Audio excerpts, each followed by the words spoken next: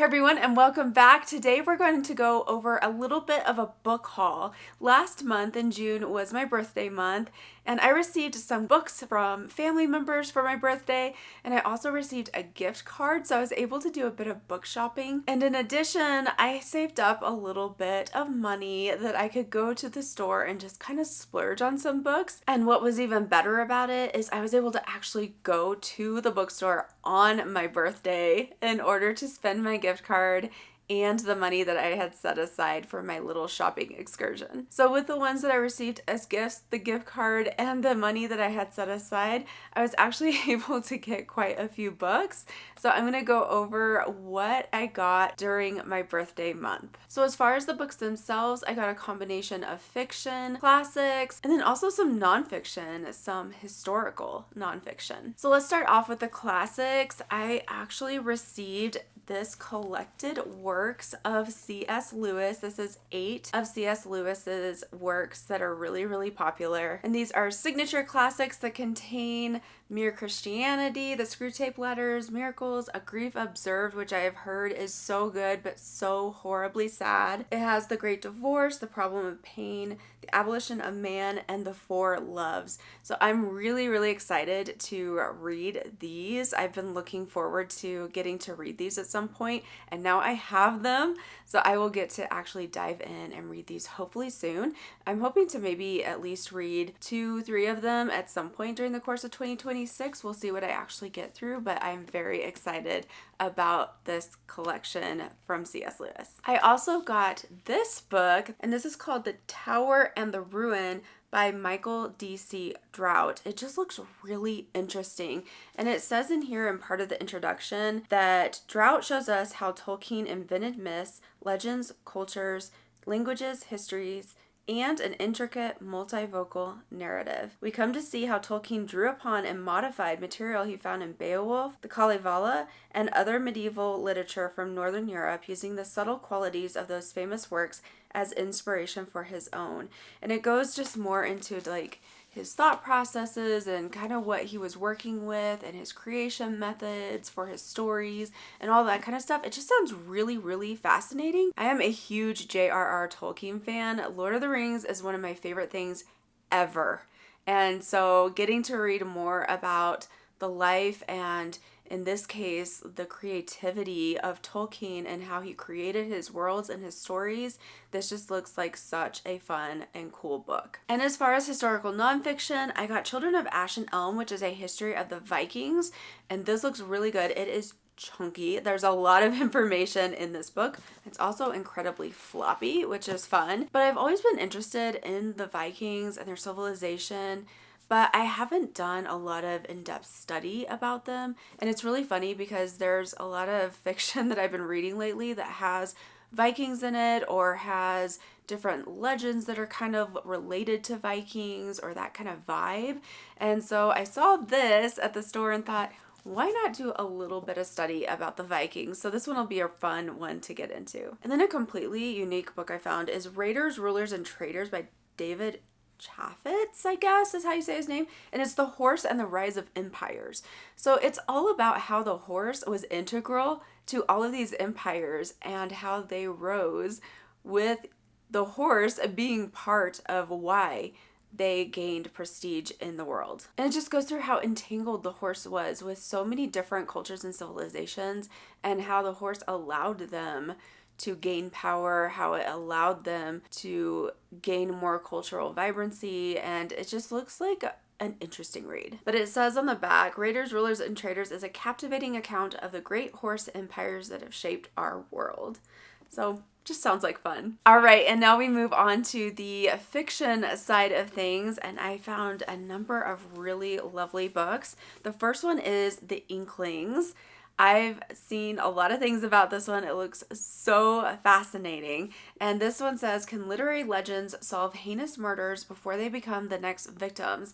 And this takes place in 1936 Oxford. And it has J.R.R. Tolkien, C.S. Lewis, Agatha Christie, and Dorothy Sayers, who are working together to solve a mystery. This is an amazingly cool concept. And it also has such legendary people in it as the characters. I can't wait to see what the author has done with this story. And this is by John R. Kelly. I haven't read anything by John R. Kelly, but I am very intrigued. Next, I got Over the Edge by Susan May Warren. This is the first book in the Summer Rangers series, and I may or may not have already read this one. I'm not going to tell you my thoughts about it because I'm going to save that for the wrap up at the end of the month. But this was the first book in that series, and this is a series of mysteries that takes place in the Grand Canyon, which is really, really cool. There are 3 books in this series, and I'm looking forward to reading them all. Next is Stardust and Silence by Ashley Willingham. This is another one of her fairy tale retellings, but this one is essentially Little Mermaid set in space. And this one says on the back, he's waited 500 years for her. Now he only has 3 days to win her heart. So it looks like some high stakes. I don't know what's going to happen if he does not win her heart, but we will find out. Similar vein of Little Mermaid retellings, I was able to get this next Karen Witemeyer book that I was really looking forward to its release. And this is Part of Your World, which is part of the Once Upon a Time in Texas series, and this is book number 2. The first one was a Beauty and the Beast retelling, and I loved it. It was so good. So I'm excited to see what she does with a Little Mermaid retelling set in historical Texas. Next, we have the newest Suitcase Sisters novel, and this is Shortbread in the Highlands, and this is by Robin Jones Gunn. And there's a Scottish saying on the back that says, when friends meet, hearts warm. And this is a book that's all about friends and friendship that is set in Scotland. The first paragraph of the blurb on the back says, cousins Nora and Allie are bound by a friendship that feels more like sisterhood. So when their gran asks them to travel to Scotland on her behalf, to claim an unexpected inheritance and unearth her old diary, they jump at this chance for the trip of a lifetime together. This looks really good. Cousins, friendship, Scotland, and old diary.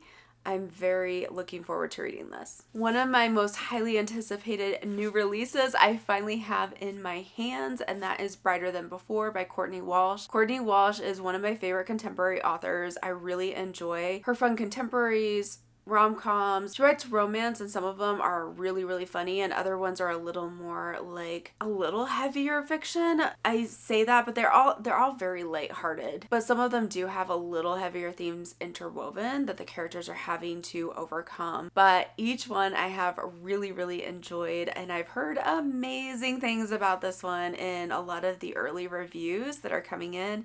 This just came out last month. I'm pretty sure it was released in June. So this is very new, and I'm excited to give this one a try. And then I was able to get the 4th book to complete a series. I haven't read the series yet, but I'm really excited to have all of them on my shelf so that when I start reading, I can just binge all of them. So that's going to be really fun. And that's the Shanahan Match series by Jody Hedlund, and this is the 4th book called Marrying the Matchmaker. I'm not going to go into really any details about this because it is the 4th book, but needless to say, I'm excited to get into this series and have also heard great things about this series. The next book is one that I have seen all over the place. I keep looking at it, I don't get it, and then I see it again. It's intriguing, I don't get it. Well, I finally got it, and it is Capture the Moment. This is part of the National Parks Summers novels, and it is written by Suzanne Woods Fisher. And the first book is about a zoo photographer, and it says that she is now facing the opportunity of a lifetime. If she can snag a unique photo of the legendary bear in Grand Teton National Park, they just might publish it in National Geographic. But of course that requires her going out in the wilderness, and she is going to cross paths with Grant Cooper, who is a seasonal park ranger who knows the terrain and the bears better than anyone. So I'm looking forward to seeing if she actually does capture the moment in the sense of finding the bear that she's trying to take a photo of, and I wonder what else she's going to capture along the way while she is on this adventure in Grand Teton National Park. And then we have the next book in the Secrets of Kincaid series, and that is Silent Menace, which is the latest release in this series. This is by Angela Carlisle, and I'm also seeing really good reviews of this one in the early things that are coming in. and am excited to dive into this series and find out what all is going to happen in this series. And last but certainly not least, we have The Glory of Light, and this is by Hanna Lucero. I've been seeing her works around and hearing some really incredible things about them. She usually has some kind of military component to the books that she writes. And this one is a military romantic suspense, which sounds incredible. I've had a lot of members of my family who have been in the military, and so I always enjoy getting to read about people who serve our country. And then of course, with this being a romantic suspense, I'm all in. I love suspense, I love thriller, so I can't wait to see what Hanna has in store for us with this book. And that's everything for the birthday book haul. I am so grateful to have been able to have so many wonderful books that I was gifted and that I was able to go on my little bit of shopping spree as well. It really was just an incredible birthday, and I cannot wait to read every single one of these books that I got for my birthday. I hope perhaps this haul has given you some ideas of some books that maybe you want to add to your TBR. If you have read any of these, let me know in the comments below what you thought about them. But please, no spoilers, because I haven't read them yet, and there's probably others who haven't either. Thank you for spending this time with me. I appreciate you all so very much. And as always, remember to keep following your dreams and believing in the magic of this thing called life. Thank you so much for watching, and I'll see you again soon.